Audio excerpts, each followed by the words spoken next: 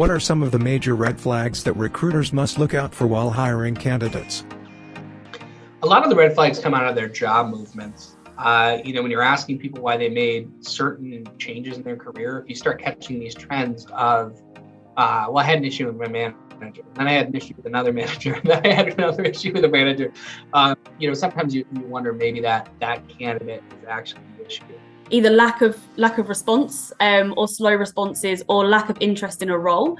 So whether that's when I've worked internally for a company or worked in an agency, if someone is not really interested in what you're telling them about, you're arranging an interview and they've not done any preparation, they've not done any research, they turn up or they talk to you beforehand and go, what does this company do again? That's a big red flag to me, because ultimately they're either just looking for any job and they don't care, or they're not genuinely interested in this opportunity, which probably means that they're looking at other opportunities, they're not really committed to leaving where they are, or they're going to interview badly. If it's with one of your clients or one of your hiring managers. So I think that's a big red flag. If someone's not prepared anything at all, it's a big warning sign for me. A big red flag is resumes. That's a big red flag. If they have job happiness, if their resume just seems way too catered to my specific job description, do they really know? So it would definitely come back to motivation. Motivation for the role, motivation for the team, motivation for the mission that the company's on as well. If they have done their research, there is a good chance that they actually want to work there. Whereas if they haven't, they probably don't. That would be an immediate red flag for me whenever we're hiring internally. And I've never stopped the candidate whenever I've asked them the question, tell me what you know about the organization or the company and the role, because it's fascinating to hear what they're thinking, what they're talking about, what their take is on it, because it is literally live feedback on your job advert as well. If you get them talking and you can see, hey, how deep have they gone? Where have they found stuff? I've had candidates dig out articles from like 2-3 years ago that I didn't even know existed were on the internet, which is pretty impressive as well. If you're speaking to someone about an opportunity and they give excuses for why they've moved from role to role, and they don't take accountability in what they've done, then for me, that concerns me a little bit. It's the same as if when someone speaks ill of their employer, or they've talked about falling out with a manager or members of staff. There's that kind of, that there's an idea, if you will, that it's someone else's fault. But then in my mind, I'm like, well, what did you do? And how does that person perceive what you did at that point of view? Yeah. So when someone is communicating those aspects to me, I do have some concerns and I do have some worries. One of my biggest pet peeves is when, candidate has done zero research on the company. I mean, just visit our website. You don't have to know everything. You don't have to dig deep and know everything about our CEO or whatever, but just know a little bit about what the company does and what this role entails. You can tell sometimes when somebody hasn't even read the job description, because you'll say something like, well, what had you interested in this role? And they're like, oh, well, could you tell me about it? Well, don't do that. If they talk about the job title straight away, if they talk about money straight away, I'm like, nee. And they don't talk about, if they talk about what's in it for me, as opposed to what can I bring to you? How can I help you? How can I help the company grow? How can I do well at this job? What does success look like? Why do you like working there? Like pushing it away from themselves instead of taking it all back to them. You'll get very used to kind of verifying your information. And what I mean by that is if they have certain dates on the resume that might not match a LinkedIn profile, or they're talking about a job that's not on their resume. Anytime a candidate's withholding information, especially early on, is generally an indication they're going to be withholding information from you throughout the process and withhold information from your clients. And that's usually just a flag that goes up and a candidate I move on from, because it really takes full transparency on both sides to make a successful placement with somebody. Talking bad about your previous employer to the point where it seems almost derogatory. You're obviously leaving for a reason, but I don't want to hear, a really ton of bad talk about it.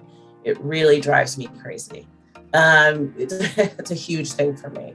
Another red flag is just, like I said, positive attitude goes a long way. So on the reverse, a bad attitude will, make me want to cut this call short. If you feel, there's any kind of arrogance, or you talk bad about your prior companies or your prior experiences, that's kind of a red flag to me. It's just a bad attitude thing.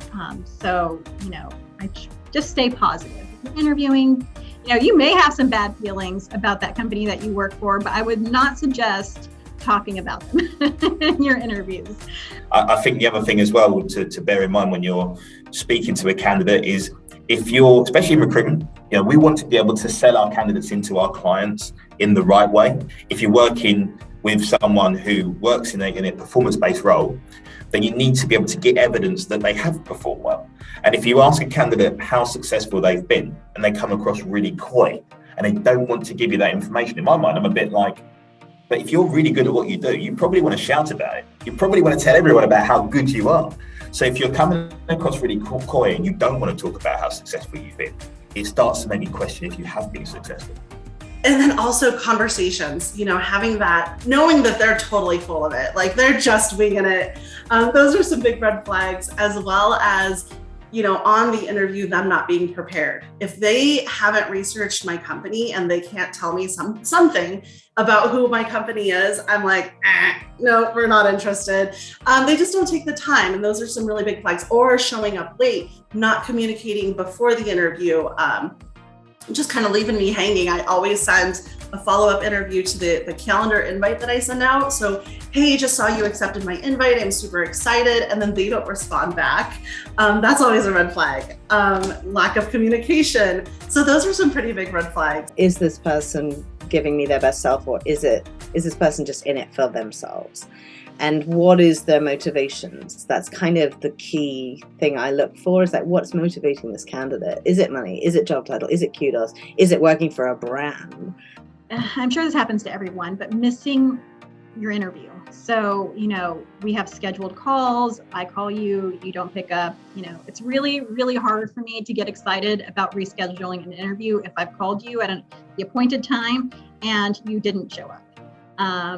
Things pop up and I get that. So if you call or email me ahead of time, no worries. That shows that you thought about it, But if you just don't answer, that's a risk.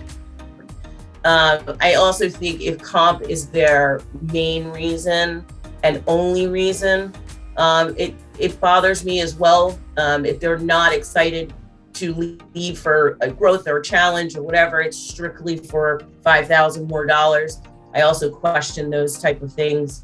And a lack of communication skills, the ability not to talk to me or be concise and being prepared to explain their past history is one of those red flags. If you can't explain to me what you did specifically in each role, I question whether you were even doing all those things that are on your resume. The other red flag, if they say they aren't a team player, run for the hills. I'm joking, of course, there, but for early stage companies, you need people who are super flexible and really good collaborators as well. So that's one that we always ask around whenever it comes to our structured interviews. And yeah, we're always going to have follow-up questions to make sure that they'd be able to work well with others and not expect to shut themselves off completely.